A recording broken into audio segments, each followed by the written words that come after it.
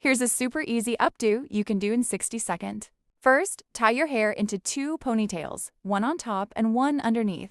Then braid the top ponytail and gently pull it apart to soften the braid. Next, take that braided section and twist it slightly upwards toward the left side of your head. Secure this twisted section with bobby pins by pinning downwards from above. Now wrap the remaining hair around that twisted section and secure it neatly with more bobby pins.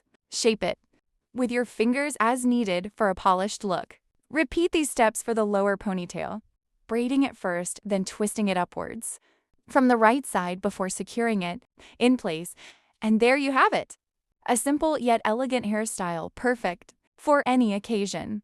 Now let's add a touch of sparkle with this gorgeous hair accessory. Place it just below the top bun, pin it securely so it doesn't move, and voila, a stunning updo ready to impress. This style is great for weddings, parties, or even just a night out.